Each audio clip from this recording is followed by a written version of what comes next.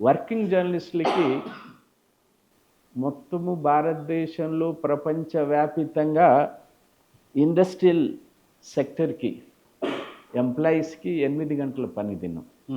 Exceptions ఉన్నాయి కొద్దిగా, కానీ ఆ 8 గంటల పని దినానికి భారతదేశము పార్లమెంటు డిస్కస్ చేసి 6 గంటల పని దినాన్ని వర్కింగ్ జర్నలిస్టులకు ఇచ్చారు. న్యూస్ పేపర్ ఇండస్ట్రీస్లో 3 విభాగాలు ఉంటాయి. అవును. ఒకటి editorial department, 2 managerial department, 3 workers. Printing చేయటానికి workers, circulation, advertisements, transactions, money transactions, వాటికి మేనేజరియల్.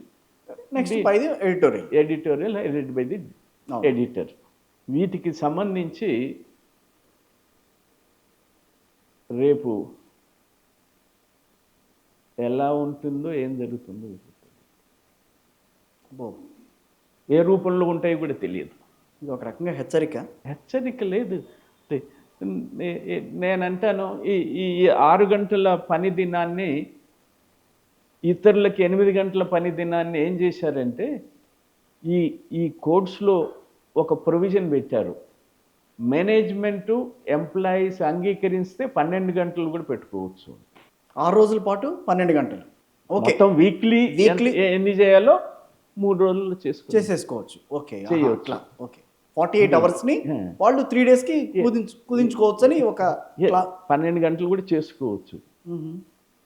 కొన్ని ఇండస్ట్రీస్లో అది సాధ్యం కాదు. కరెక్ట్. అది ఎవరి మీద? యాజమాన్యము, ఉద్యోగి అంగీకరించుకుంటే సరిపోతుంది. ఉద్యోగులు దేని మీద ఉంటారు? యాజమాన్యము పట్టుదలతో ఉంటే ఉద్యోగి కాదంటాడా? కాదనలేడు కదా, ఇంకా తప్పనిసరి పరిస్థితి అది. 8 గంటల పని దినానికి ప్రపంచ చరిత్రలో, కార్మిక వర్గ చరిత్రలో పోరాడి సాధించుకున్నటువంటిది 8 గంటలు. దాన్ని ఈ రోజున అది కూడా అబాలిష్ చేసే ప్రయత్నం పెట్టారు, ప్రొవిజన్ పెట్టారు. ప్రయత్నమే కాదు, చట్టం వచ్చేసింది, కోడ్స్ అమల్లోకి వచ్చేసాయి. ఏ రాష్ట్రానికి ఆ రాష్ట్రం మేము ఇంప్లిమెంట్ చేసుకుంటా ఉంటే కూడా దానికి ప్రొవిజన్ లేదు. ఎట్లా చేస్తారు?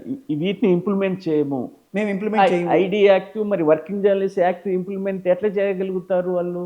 ఐడి యాక్ట్ అంటే చేయగలుగుతారు, వర్కింగ్ జర్నలిస్ట్ యాక్ట్ ఎట్లా చేయగలుగుతారు?